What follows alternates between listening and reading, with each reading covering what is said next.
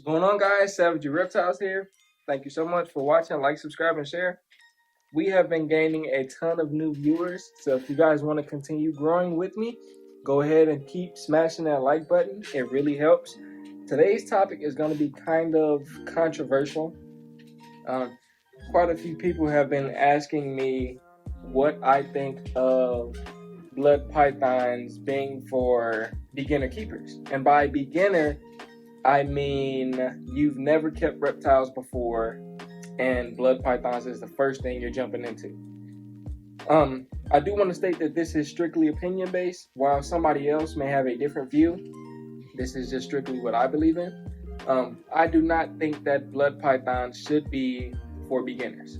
Now, if you've kept reptiles before, you've kept other species of snake, you have a general idea of the humidity, you have a general idea of the temps. So I feel that you can, from that point, jump into blood pythons. But if you have never kept a single reptile before, do not get into these guys. Already, they get a bad rap for being aggressive, which is far from the case. This guy here, this is Brock. He is my biggest one. He is my oldest one. And he is the sweetest guy that, I've came across. Leviathan, he's my youngest. He's also very docile, very handleable. Hera, she's a bit more on the defensive side. So if you see her, she would be one of the ones that the average person would be like, okay, she's a bit aggressive. But it's just because she's so young, she's kind of afraid of being handled.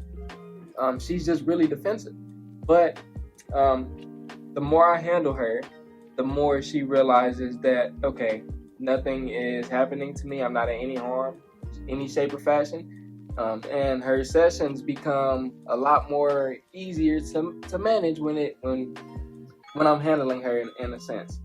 But these guys get a bad rap for being aggressive. They're not at all. They are very sweet snakes. They just can be defensive at times. So it requires more work on your end to kind of narrow down that defensiveness. So I always recommend getting into juveniles when getting into these guys versus seeing the big pretty adults. Again, these guys, a lot of the adults, quite a few of them don't like to be handled. So if you see how one looks and you really enjoy the look of that one and you just jump the gun on it, you're going to be really upset when you are in full possession of that animal and can't be hands-on with it because maybe that one wasn't worked with as a juvenile.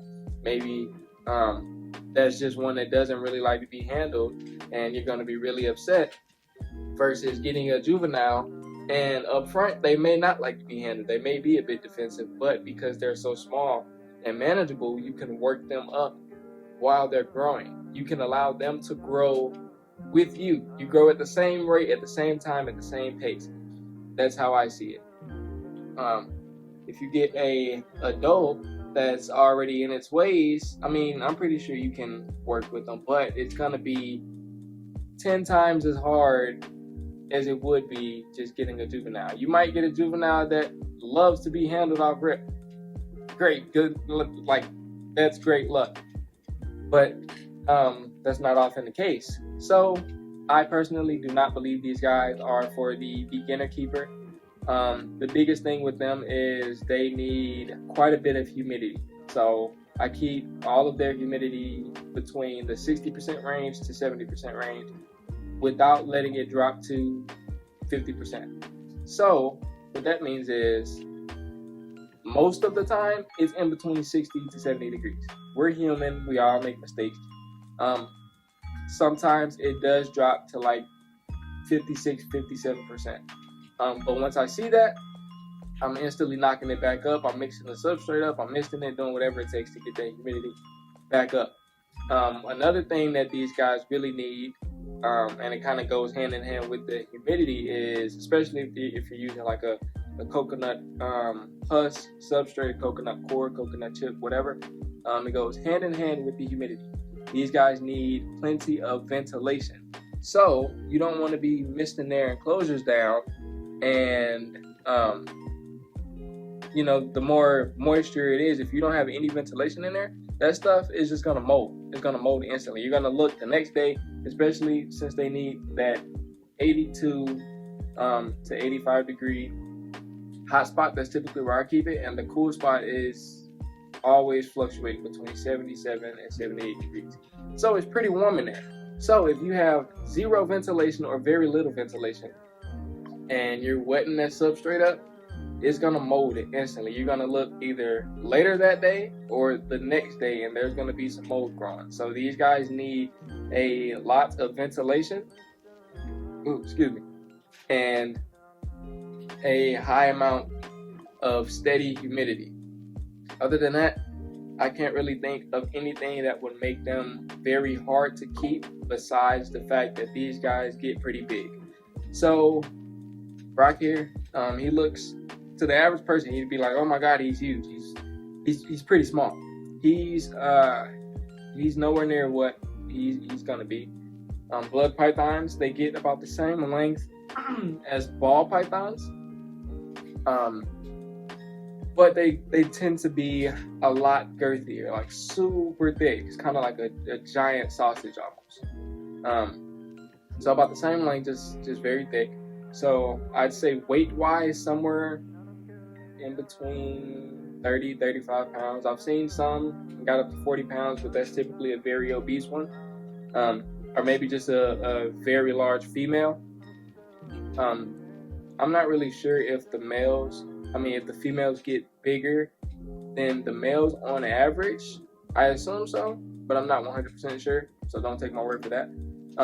But yeah, these guys get pretty big, so if that's not something that you're gonna work with, if that's not something that you're not willing to work with down the line, do not get into these guys.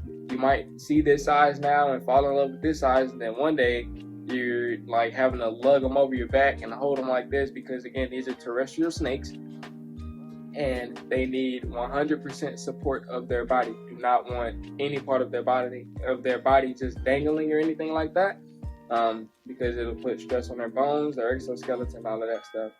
So again, these guys get pretty big, so just keep that in mind. If that's something that you don't mind, go ahead, by all means. In the future, think about getting into blood pythons. It's not for the beginner keeper, in my opinion, because of how docile these guys can be and just chill pretty much.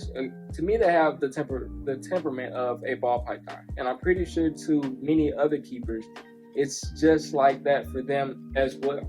So that is why another keeper may say, oh, I think blood pythons are for, or can be for, the beginner keeper, just because they have their real docile temperament. But for me, it's not their temperament that I feel keepers or beginner keepers should stay away from. It's the care, and like I said, the humidity and the temps. With beginner keepers, like I'm kind of putting myself in your shoes now.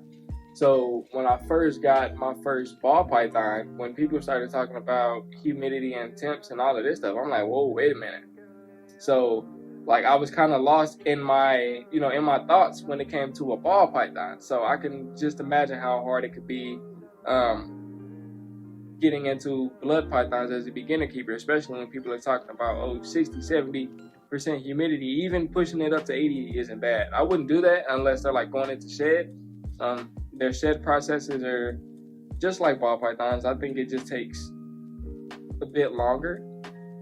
They'll go into their blue phase, their real deep blue, their eyes will cloud over, then they'll go back into the clear for a bit, and then they'll shed, just like a ball python. Theirs is just a bit longer. Leviathan, he took a little over 3 weeks to shed, when my girl's ball python, he takes a little under 7 days, maybe like 5 or 6 days. So it is a bit longer. Again, this is a process that you have to expect to go through. If you're not one that's gonna want to wait on that really long shed process, maybe the blood python isn't for you. These guys really don't eat that often either. So again, my juveniles, I feed those guys weekly, and this guy, I feed him every 14 days. But as he ages, It'll go to every 21 days, every 3 weeks, every 4 weeks, every 5 weeks. Eventually, it might go to every 8 weeks, just depending on how big he gets. Will determine how often he eats. These guys, you are supposed to, you can see the ridge. This is his spine. You are supposed to see that spine. That is a sign of a healthy blood. If you don't see that, and you just got a round sausage, you might want to cut back on feeding, because these guys are not supposed to be like that, and the way that their body is set up. So if you don't see that, you definitely are feeding too much. Cut back on food. It's best that you know this ahead of time versus overfeeding and then realizing it later, because I feel like it is quite a bit harder to cut them down on weight versus preventing them from getting that big. So these guys really don't eat that often. You'll go into the feeding times and ranges once you eventually get into these guys. But beginner keepers, for me personally, I think you guys should stay away. Nothing wrong with maybe even going to expos, getting hands-on with them. This is a good topic. Okay. Again, for the beginner keeper, if you go to quite a few expos and you are actually having conversations with these breeders that specialize in these snakes. Small interruption. But again, I do not think that blood pythons are for the beginner keeper. Unless, like I said, you've been going to expos, getting hands-on, and like personally interacting with breeders that specialize in these guys.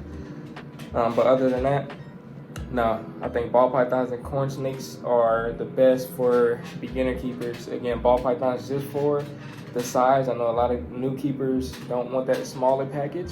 But if you don't want that bigger package and you're a new keeper, corn snakes. But I appreciate you guys for watching. Again, if you want to keep growing with me, keep smashing that like button, like, subscribe, and share, and take care of your reptiles.